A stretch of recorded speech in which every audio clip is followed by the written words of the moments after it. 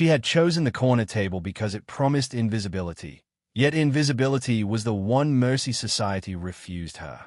The tea room on Albemarle Street glimmered with chandeliers like frozen constellations, the lights spilling over silk gowns and polished manners, while she sat alone, hands folded around a porcelain cup that had long since cooled. Steam no longer rose from it, much as kindness no longer rose toward her, and still she pretended to sip, because to do nothing would invite attention worse than neglect. Around her, voices curved into laughter, and laughter bent easily into whispers. She felt them before she heard them, the way one senses a draft before the door is seen to open. A name passed from mouth to mouth, softened by false sympathy, sharpened by curiosity, and she knew it was hers without needing to listen closely. Once, not a year past, that name had been spoken with anticipation, even admiration. It had belonged to a young woman expected, soon, to be chosen. Now it belonged to a cautionary tale. The narrator of this age, if permitted an intrusion, would say that Victorian society prided itself on order while feeding hungrily upon disorder. It punished not only sin, but vulnerability, not only wrongdoing, but abandonment. A woman without a protector became, by some unspoken arithmetic, a woman at fault. Thus her empty chair announced her disgrace more loudly than any confession. She had not always dined alone. There had been mornings when her presence summoned smiles, when invitations arrived sealed with warm wax and warmer intentions. Those mornings ended abruptly, as such things do, with a letter folded too many times, its ink formal and merciless. An engagement dissolved, a fortune proved less durable than assumed, and suddenly the world discovered reasons to step aside when she entered a room. A pair of ladies at the neighboring table rose with studied casualness. Their skirts brushed her chair as they moved, not quite touching, yet close enough to mark the boundary. One murmured something about a draft, though the windows were sealed. Another offered a glance of pity so carefully composed it felt rehearsed. She inclined her head, because dignity was the last possession she could not afford to lose. Her gloves were immaculate, though she had worn them too long. She dared not remove them, for bare hands invited judgment, and she had learned that every small liberty taken by others became, in her case, an accusation. Even the teaspoon resting beside her saucer seemed to reproach her for its stillness. Time moved forward everywhere except at her table. She told herself she did not care. This was a lie, but a necessary one, polished daily until it shone. She cared in the way one cares about a wound that must be kept hidden lest it be examined too closely. Her pulse betrayed her composure, fluttering whenever laughter spiked too sharply, whenever a pause suggested that someone, somewhere, had looked directly at her. The tea-room door opened and closed repeatedly, ushering in new fragrances, new voices, new alliances. Each entrance carried with it the hope of rescue, swiftly extinguished. No one approached. No one called her name aloud. To be ignored was preferable to being addressed, yet the balance between the two was fragile, and she felt it tipping. When at last the chair opposite her scraped softly against the floor, she assumed it an accident. Perhaps a waiter misjudging his path, perhaps another guest careless in her movement. She did not look up immediately, for experience had taught her that expectation was an invitation to disappointment. Only when the space across from her filled with deliberate stillness did she raise her eyes. The woman who had seated herself there did not belong to the category of accidents. Age had refined her rather than diminished her. Silver threaded her dark hair, and authority rested upon her shoulders as naturally as a shawl. She wore mourning colors without sorrow, and her gaze, keen and appraising, suggested a mind accustomed to command. Conversation around them faltered, then resumed at a lower pitch. In an instant, the room rearranged itself around that quiet occupation of space. Waiters slowed, patrons angled their heads, and speculation unfurled like smoke. The young woman sensed that whatever followed would not remain contained between teacups. Her anonymity, so carefully endured, was already unraveling, thread by thread, beneath a gaze that neither pitied nor dismissed her, but weighed her worth as one weighs fate itself. This newcomer regarded her as one might regard a portrait newly uncovered, with interest unmarred by apology. The effect was unnerving. The young woman felt, absurdly, as though she were being seen for the first time since her fall, not as an object of speculation, but as a presence worthy of notice. She straightened despite herself. "My dear," the woman said, her voice cultivated to softness without surrendering strength, "you appear quite alone." The observation was unnecessary and therefore deliberate. 1,000 replies assembled themselves and were dismissed. She managed a polite assent.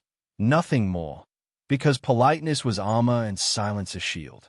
For a moment, the older woman simply sat, allowing the silence to stretch.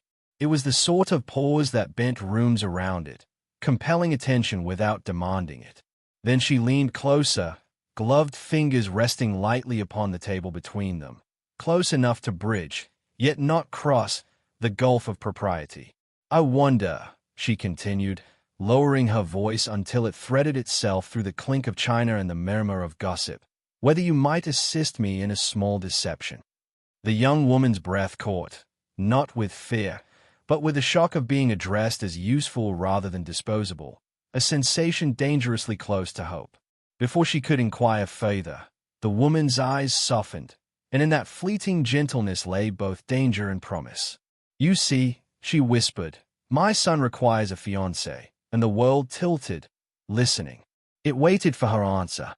She stared at the Duchess as though the room had spoken, as though the chandeliers themselves had bent low to whisper treason. A deception, offered so calmly, so precisely, felt more perilous than outright insult. Her first instinct was refusal, sharp and immediate, born of the instinct to survive unseen. She imagined the consequences unfolding like a dropped fan, scandal snapping open, her fragile dignity scattered across the floor for others to tread upon. "I could not," she said at last, her voice measured, her spine rigid. "You mistake me for someone far braver."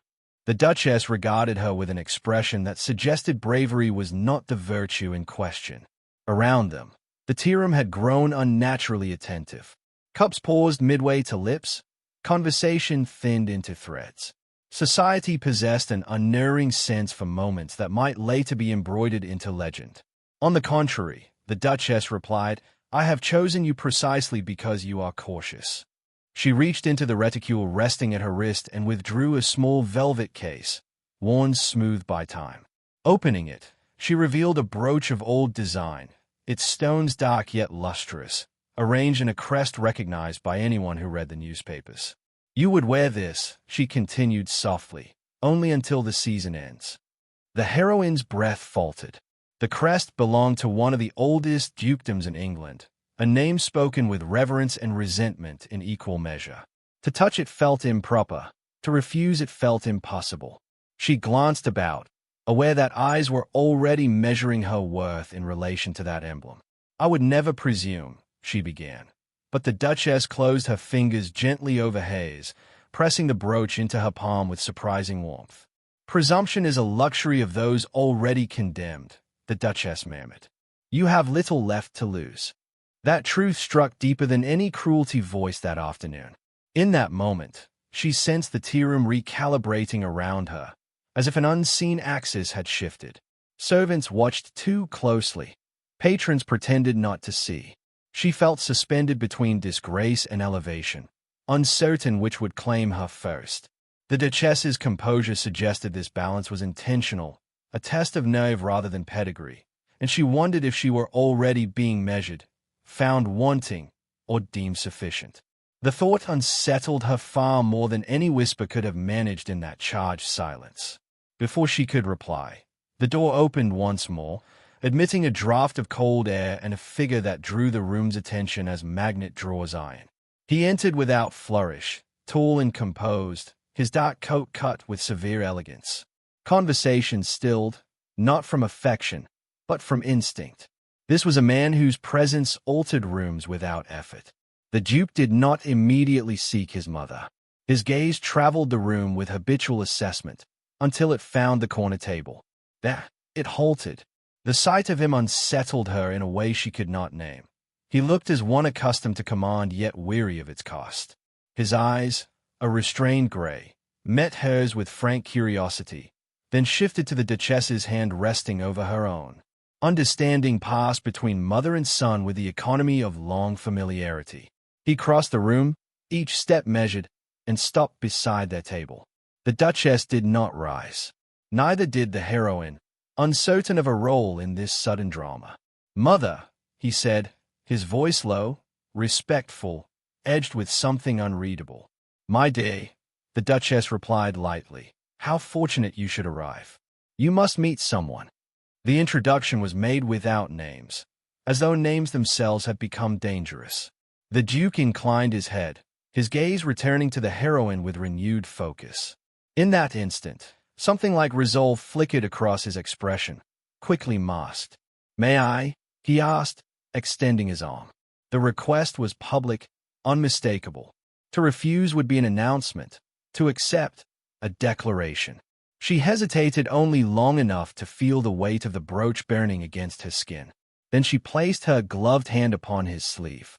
The fabric was warm, solid, real, and the contact sent a quiet shock through her composure. A murmur swept the tea room. Chairs scraped, whispers bloomed. Some faces betrayed triumph, others outrage, still others the keen delight of those who sensed a story in its infancy. By the time they reached the door, speculation had already hardened into certainty, and her former invisibility had been replaced by a glare she could scarcely endure. Outside, the carriage waited, its dark interior a temporary refuge from judgment. The duke assisted her within, his touch careful, impersonal, yet charged with consequence. As the door closed, the noise of the street receded, leaving only the measured rhythm of hooves and her own unsteady breath. As the carriage rolled away, she became acutely aware of the brooch now pinned at her collar, its presence undeniable, its promise perilous. The duke watched the street pass, then spoke, not looking at her. "You owe me nothing," he said. "This arrangement exists for my mother's convenience, not my pleasure." She studied his profile, the severity softened by a hint of restraint, and wondered what had compelled him to offer his arms so decisively. "Then we are equally trapped," she replied. For the first time, his mouth curved, not quite a smile, not quite a warning. "Perhaps," he said, "but traps have a way of revealing what one values." Behind them, Albemarle Street buzzed with the first sparks of scandal, and ahead lay a season that would demand far more than pretense. She folded her hands together, steadying herself as the carriage turned, carrying her irrevocably into a story that had already begun to rewrite her name. The library at Hawthorne House was a room designed for confessions, though none had ever been named as such. Firelight breathed against shelves of leather-bound volumes, their spines bearing witness to centuries of decisions made in silence. Rain tapped insistently at the tall windows, as if seeking admission, and the air carried the faint scent of smoke and old paper. She stood near the hearth, hands clasped before her, acutely aware that the Duke had chosen this room because it allowed no audience. He closed the door himself, not with secrecy, but with intention. The click of the latch sounded louder than thunder, sealing them inside a moment that could not be undone. For several heartbeats, neither spoke. He removed his gloves slowly, setting them upon a table, an uncharacteristic hesitation shadowing his movements. "You need not look so condemned," he said at last. "I have brought you here to speak plainly." She inclined her head, uncertain whether plain speech was mercy or trial. "Plainness is not a habit I have been permitted of late." He turned then, studying her as one studies a difficult passage, not to master it, but to understand its weight. "My mother enjoys orchestrations," he said. "She believes people reveal themselves most honestly when pressed into proximity." "And what do you believe?" she asked. He did not answer immediately. Instead, he crossed to the window, watching rain distort the gardens below. "I believe," he said slowly, "that you were humiliated in that tea-room in a manner I recognize." Her breath caught. Few acknowledged humiliation directly. Fewer still did so without savor.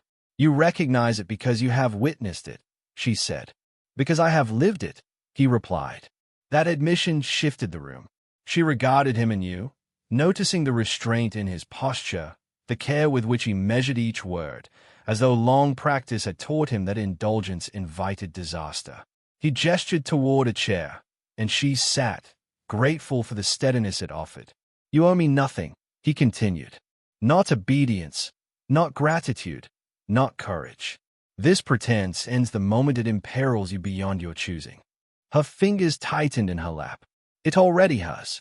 The fire snapped softly, punctuating the truth she could no longer avoid.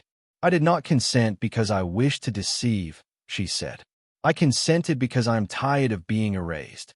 He turned back to her then, fully, and in his gaze she sensed neither judgment nor pity, but recognition. "They erase what they cannot categorize," he said. "A woman unattached confounds them."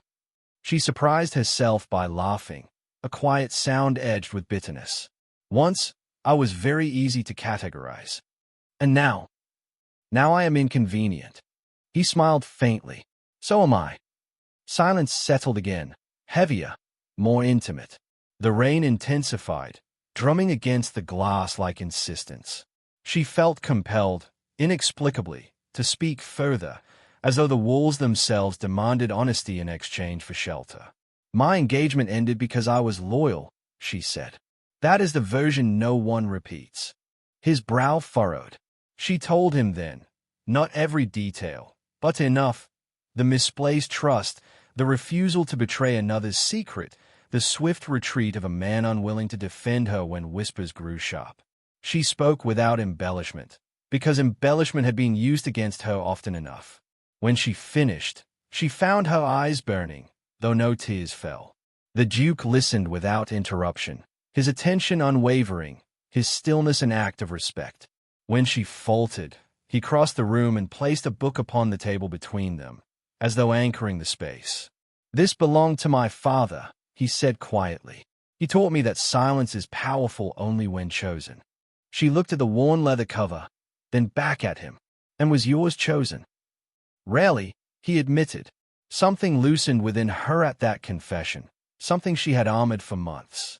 "I never defended myself," she said. "I thought dignity required endurance." "It does," he replied, "but it also requires witness." Their eyes held, the distance between them narrowing without movement. The firelight traced the line of his jaw, softened the severity she had first observed. She noticed then the fatigue he carried, the weight of expectations borne without complaint.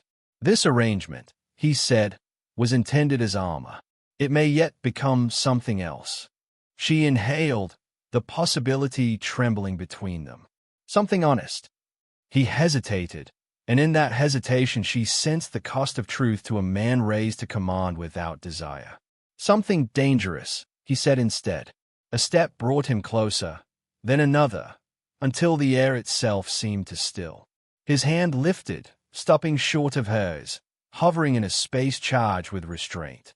Neither spoke. The nearness was deliberate, contained, yet laden with what could not be spoken aloud. Footsteps sounded in the corridor beyond the door, distant yet sufficient to remind them of the world waiting to intrude. He withdrew his hand, the loss of warmth immediate. "You should rest," he said, his voice carefully neutral once more. "Tomorrow, society will decide what it thinks of us."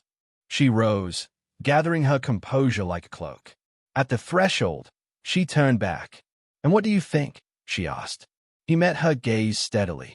"I think," he said, "that I would rather be ruined for honesty than preserved by silence."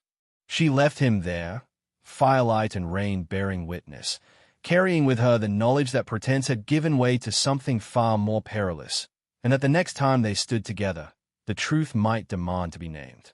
The corridor seemed longer as she walked it, every step echoing with implications she could neither retreat from nor fully claim. Servants bowed, doors opened, the house resumed its measured breathing, unaware that something fragile had shifted within its walls. She pressed her palm briefly to her sternum, steadying herself, knowing that whatever followed would no longer be a performance sustained by borrowed symbols alone, but by choice irrevocably. The ballroom at Hawthorne House glittered with a brilliance that felt almost cruel in its timing, chandeliers scattering light like judgment across silk and stone. Music drifted through the air, measured and precise, each note an agreement to civility that no one entirely honored. She stood beside the Duke at the edge of the room, her posture impeccable, her pulse ungovernable. Tonight was meant to confirm what Whispers had already decided, yet she sensed the floor beneath her was less solid than it appeared. Eyes followed her as she moved, some curious, some triumphant, some sharpened with disdain. The brooch at her collar caught the light, proclaiming an affiliation she had not earned and yet had come to embody. She felt the weight of it keenly, not as ornament, but as accusation.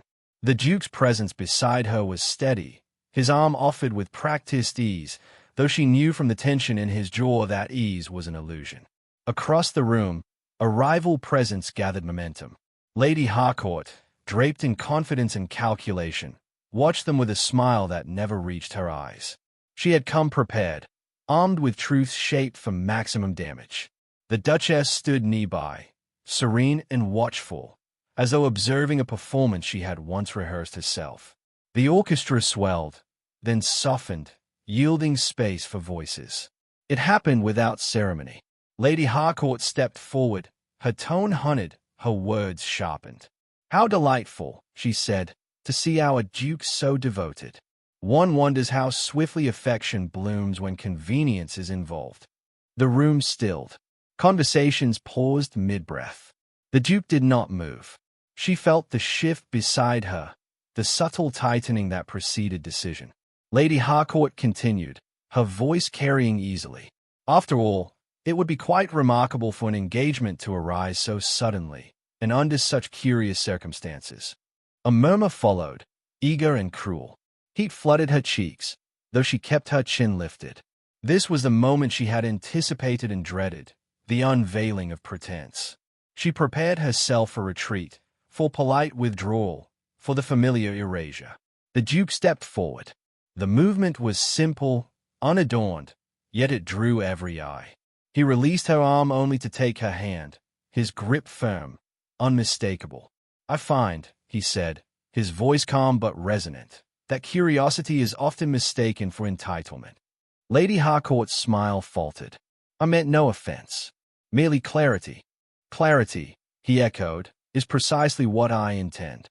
He turned then, not to his accuser, but to the room at large.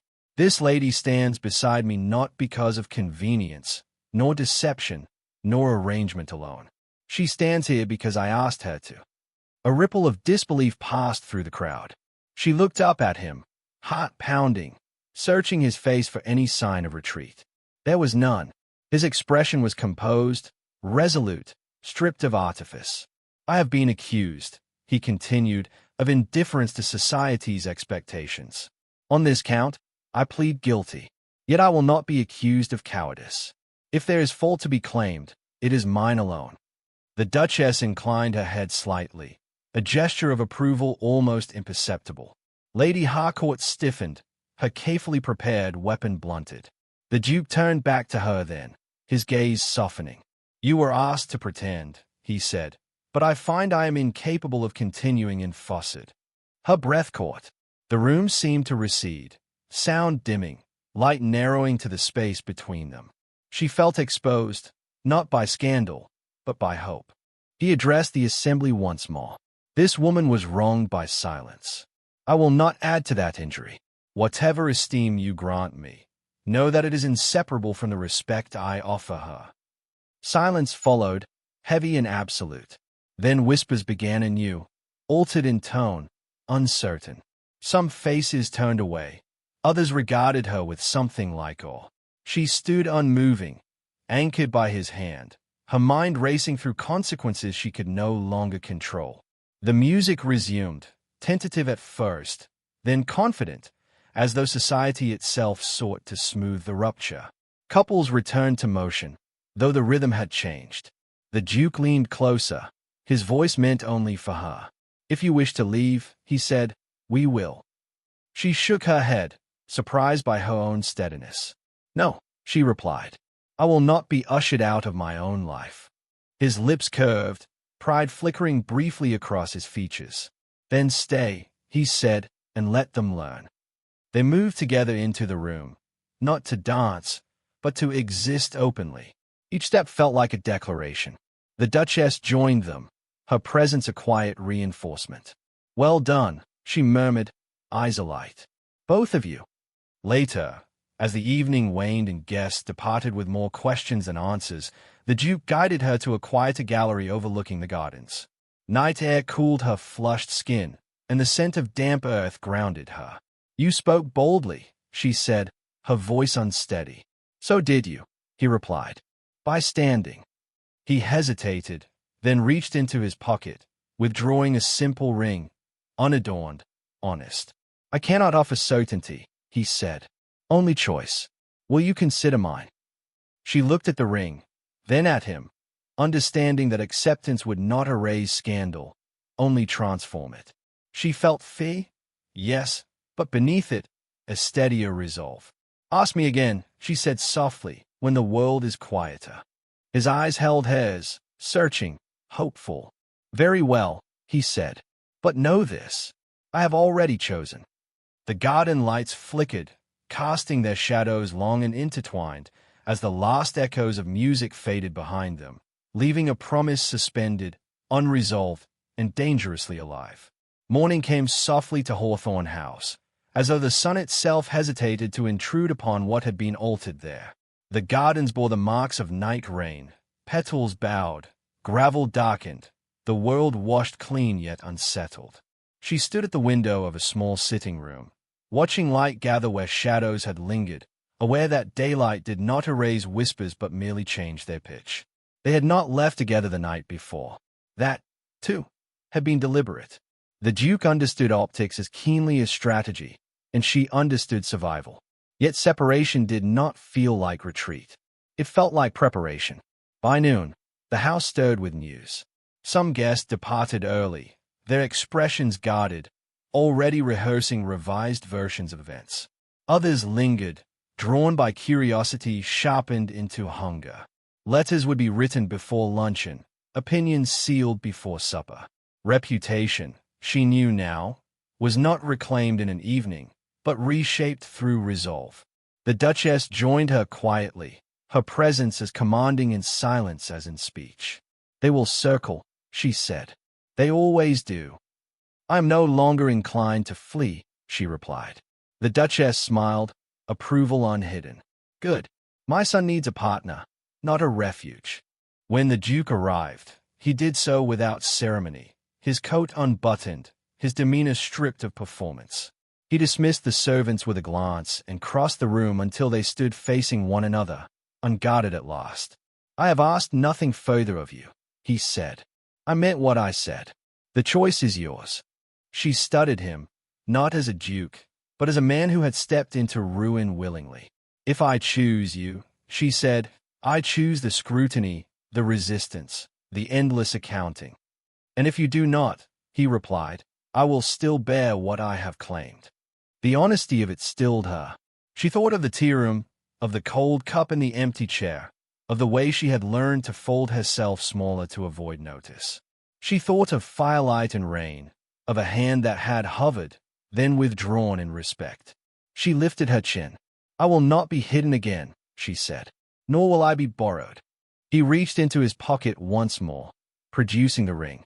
In daylight it looked plainer, its simplicity unmistakable. He did not kneel. He did not speak. He simply held it out, trusting her to understand. She took it, her fingers steady, and placed it on her hand herself. The gesture was quiet, irrevocable. Something in his expression broke then, not into weakness, but into relief so profound it startled her. They walked together into the garden, where servants pretended not to watch and birds resumed their cautious songs. Word spread quickly, faster than scandal ever had, because certainty unsettled people more than ambiguity. Some bowed, some stared, a few turned away. She met each reaction without flinching. In the weeks that followed, the world adjusted as worlds always do. Invitations returned, altered in tone. Doors opened cautiously. Whispers persisted, but they no longer defined the room.